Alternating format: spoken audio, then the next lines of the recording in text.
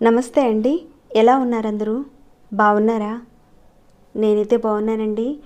మీ అందరికీ అమ్మవారి ఆశీస్సులు ఎల్లప్పుడూ ఉండాలని కోరుకుంటూ, ఏకాదశి రోజున ఒక చిన్న పరిహారం కనుక మీరు చేసుకుంటే మీరు చేసే ప్రతి పనిలో విజయం కలుగుతుంది.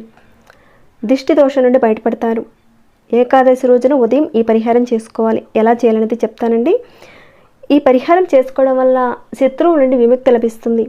మీకు విజయంతో పాటు మీరు చేసే పనుల్లో ఆటంకాలు వచ్చినా కానీ ఆ సమస్యల నుంచి బయటపడతారు. అలానే జీవితంలో అనేక రకాలైన సమస్యలు, అంటే ఆర్థిక సమస్యలు, కుటుంబ సభ్యుల మధ్య గొడవలు ఉన్నా కానీ ఈ పరిహారాన్ని చేసుకోవడం వల్ల మీరు వాటి నుంచి బయటపడతారు. చాలా తేలికైన పరిహారం అండి. ఆడవారైనా మగవారైనా ఎవరైనా చేసుకోవచ్చు. మీరు ఏకాదశి రోజున చక్కగా ఉదయాన్నే లేచి ఏకాదశి పూజ అనేది మీకున్న శక్తిలో చేసుకోండి, ఉన్నంతలో. ఆ రోజున ఏ రకంగా మనం ఉపవాసం చేయాలి, ఇంకా ఏకాదశి రోజున విష్ణు భగవానుడికి సంబంధించిన పూజా విషయాలన్నీ కూడా ముందు వీడియోల్లో మనం చాలా వరకు చెప్పుకునే ఉన్నాం. మన ఛానల్లో ఆల్రెడీ వీడియోస్ చాలానే ఉన్నాయి. పూజలతో పాటు పరిహారాల వీడియోస్ ఉన్నాయి. కొత్త వాళ్ళు ఎవరైనా చూస్తుంటే కనుక ఒకసారి మీ ఛానల్లోకి వెళ్ళి మీకున్న సమస్యకు తగ్గ ఏదైనా పూజను కానీ పరిహారాన్ని కానీ ఎంచుకునే ప్రయత్నం చేయండి. మీకు వచ్చిన రిజల్ట్ని నాతో షేర్ చేసుకోండి. అలానే మన ఛానల్కి సబ్స్క్రైబ్ కండి, గంట సింబల్ని ప్రెస్ చేయండి, అలానే నోటిఫికేషన్ తప్పకుండా యాక్టివేట్ చేసుకోండి. ఇది ఒక భక్తి పరిహారపు వీడియో కాబట్టి మీకనే కాక 10 మందికి ఉపయోగపడేలా లైక్ చేయండి, అలానే వీలైతే షేర్ చేయండి. ఈ ఏకాదశి రోజున మనం చక్కగా ఉదయాన్నే లేచి ఇల్లు వాకిలి అంతా శుభ్రం చేసుకుని మీ పూజా మందిరంలో కానీ లేదా సెపరేట్గా పీట పెట్టుకొని లక్ష్మీనారాయణ సమేత పటం పెట్టుకోండి. నారాయణుడు అంశకు సంబంధించిన ఏ పటమైనా సరే పెట్టుకొని గంధం కుంకుమ పెట్టి పూలతో అలంకరించి స్వామివారి పూజలో తప్పకుండా తులసి దళాలతో అర్చన చేసుకోవాలి. కనీసం ఒక 2 తులసాకులైనా సరే స్వామివారి పాదాల దగ్గర పెట్టి నమస్కారం చేసుకోండి. ప్రతి ఏకాదశి రోజున స్వామివారి దగ్గర తప్పకుండా తులసి ఆకులను పెట్టడానికి ప్రయత్నం చేయండి. అలానే ఈ ఏకాదశి రోజున మీరు ఆవుకి గడ్డి కానీ మేత కానీ తినిపించండి. ఇంకా మీరు ఆవు చుట్టూత ప్రదక్షిణాలు చేసి ఆవు కాళ్ళకి నమస్కారం చేసుకోండి. ఇలా ప్రదక్షిణ చేసిన తర్వాత మీరు నమస్కారం చేసుకుని ఆవు చెవిలో ఒక కోరిక అనేది చెప్పుకోండి. అంటే మీకున్న కోరిక అనేది చెప్పుకోండి. ఆవు కాస్త పొడవకుండా కాస్త దూరంగా మీ యొక్క కోరిక అనేది చెప్పుకోండి. ఎవరైతే ఆవు చెవిలో ఏకాదశి రోజున ఆవుకి మేత పెట్టి నమస్కారం చేసుకుని ప్రదక్షిణాలు చేసుకుని తమ యొక్క కోరిక చెప్పుకుంటారో తప్పకుండా కోరిక నెరవేరడానికి అవకాశం ఉంటుంది. మార్పు అయితే ఖచ్చితంగా చూస్తారు మీరు. కాబట్టి తప్పకుండా చేసుకోండి. అలానే ఈ ఏకాదశి రోజున చేసుకుని ఒక మంచి పరిహారం అని మనం అనుకున్నాం కాబట్టి ఆ మాటకి వెళ్దాం. మీరేం చేస్తారంటే ఎరుపు పసుపు కలర్లో ఉన్న మిక్స్డ్ కలర్లో ఉన్న ఇలాంటి దారం తీసుకోండి. ఎలా చేయాలనేది చెప్తాను. ఈ దారం మనకి పూజా షాప్లో బాగానే దొరుకుతుంది, అడిగి చూడండి, వాళ్ళు ఇస్తారు. ఈ పరిహారాన్ని మనం ఏకాదశి తిథి రోజున చేసుకోవాలి. ఏకాదశి ఉదయం పూట పూజ చేసుకునే సమయంలోనే దేవుడి దగ్గర చేసుకోవాలి.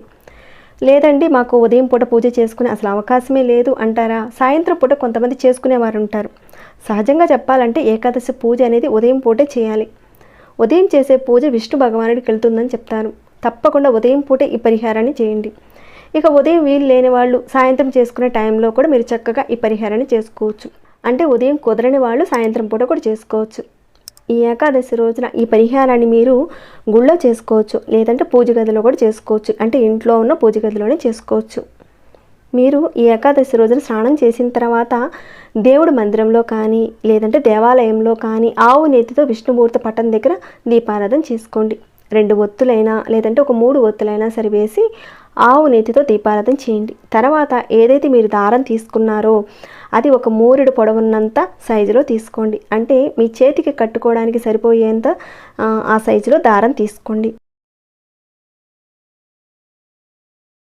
దానిని మీరేం చేస్తారంటే మీ చేతిలో పట్టుకోండి. వెలిగించిన ఆ దీపారాధన మీదుగా క్లాక్ వైజ్గా తిప్పాలి. ఎందుకంటే దీపారాధనలోనే భగవంతుడు ఉంటాడు కాబట్టి ఆ భగవంతుడి నుంచి వచ్చి ఆ శక్తి ఆ దారంలోకి రావాలని దీపారాధన చుట్టూతా తిప్పాలి. అంటే గుడి చుట్టూతా ఏ రకంగా ప్రదక్షిణ చేస్తామో మనం అలా దీపం పైనుంచి చుట్టూతా తిప్పాలి. అది కూడా ఒక 7 సార్లు తిప్పాలి. తిప్పిన తర్వాత మీరు మీ మనసులో ఉన్న కోరికలు కానీ సమస్యలు కానీ అన్నీ కూడా చేతులు జోడించి చెప్పుకోండి. ఇదంతా పూజలోనే చేసుకోవాలి. తర్వాత విష్ణుమూర్తికి సంబంధించిన మంత్రాలు చదవండి. చదివిన తర్వాత ఆ దారానికి ముడులు వేసుకోవాలి. అరంగుళం కానీ పావంగుళం చొప్పున కొద్దిగా గ్యాప్ వదులుకుంటూ ముడులు వేసుకోవాలి. ఎన్ని వేసుకోవాలి, వేసేటప్పుడు ఎలాంటి మంత్రాన్ని జపించాలనేది కూడా చెప్తాను. ఎక్కడ ఏ పాయింట్ని మీరు మిస్ కాకుండా వీడియోని ఎండ్ వరకు చూడండి, అన్నీ కూడా క్లియర్గా అర్థమవుతాయి. ముందుగా మీరు దీపం చుట్టూతా ఒక 7 సార్లు క్లాక్ వైజ్గా తిప్పాలి. తర్వాత మీకున్న సమస్యలు చెప్పుకోండి. చాలా సులభమైన పరిహారం అండి, ఖర్చు లేనిది. ఇదంతా నమ్మకంతో విశ్వాసంతో ఆ దేవుడి మీద దృష్టి పెట్టి చేయండి, ఖచ్చితంగా జరుగుతుంది. మీకున్న కోరిక నెరవేరుతుంది. తర్వాత ఆయనకి సంబంధించిన మంత్రాన్ని ఓం నమో భగవతే వాసుదేవాయ అని మీరు 9 సార్లు చదువుకుంటూ ముడి వేయాలి. మొదటి ముడి వేయండి. మొదటి ముడి వేసేశారు. తర్వాత ఓం హం హనుమతే నమః అనే ఈ మంత్రాన్ని 9 సార్లు అనుకొని రెండో ముడి వేయండి. రెండో ముడి వేసేశారు. ఇక మూడో ముడి వేసే ముందు ప్రతి ముడి వేసేటప్పుడు 9 సార్లు చెప్పే మంత్రాన్ని మీరు చెప్పుకోండి, అనుకోవాలి. మీరు దారానికి ఒక 11 ముడులు వేయాలి. ఇక్కడ ఒక్కొక్క ముడి దగ్గర మంత్రాన్ని చెప్పుకుంటూ ముడి వేయాలి. జాగ్రత్తగా చూడండి, ఒక్కొక్క ముడి దగ్గర ఏ మంత్రం చదవాలనేది కాస్త గమనించి చేసుకోండి. తర్వాత మూడో ముడికి ఓం నమఃశివాయ అని ఒక 9 సార్లు అనుకొని మూడో ముడి వేయండి. వేసేశారు. ఇక నాలుగో ముడికి ఓం నమో భగవతే వాసుదేవాయ అని చెప్పి వేయండి.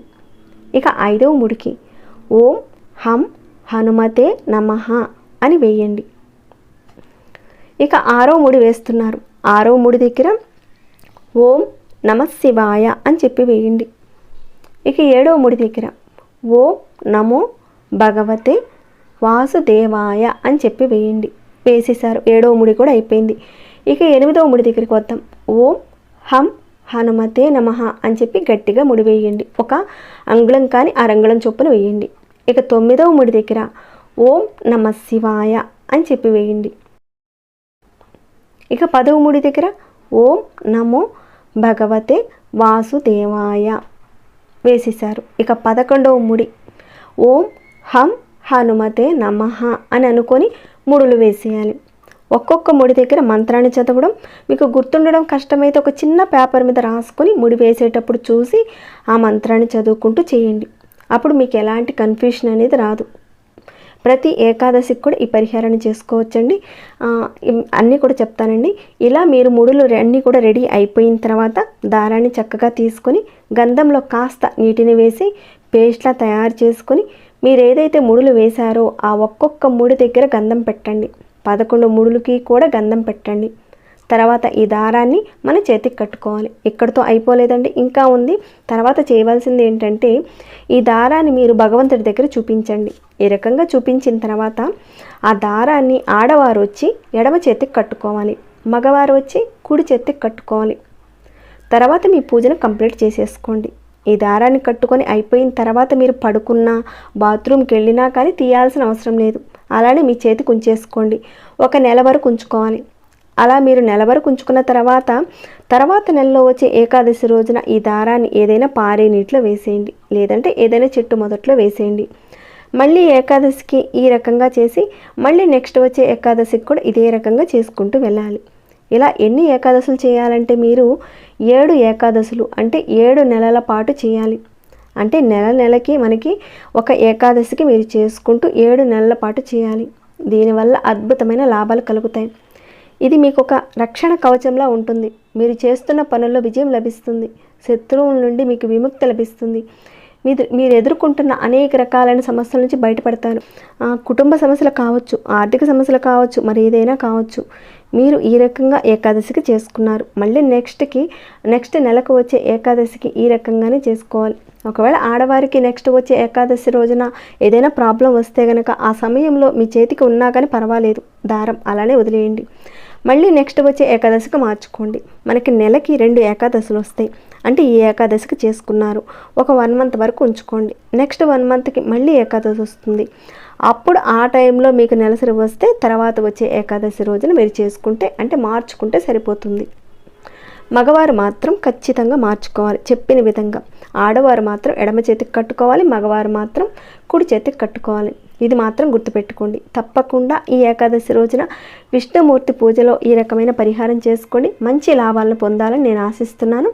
ఇక ఈ వీడియో నేను ఇంతటితో ముగిస్తున్నాను. ఇంకేమైనా డౌట్స్ వస్తే కనుక అడగండి, తప్పకుండా రిప్లై ఇస్తాను. మీ మనసుకి ఎలా అనిపించిందని మాట చెప్పండి.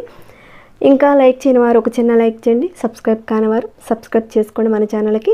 అలానే ప్రతిరోజు మన ఛానల్లో ఉన్న వీడియోస్ని ఫాలో కండి. మరొక భక్తి వీడియోలో మళ్ళీ మిమ్మల్ని కలుసుకుంటాను. అంతవరకు సెలవు.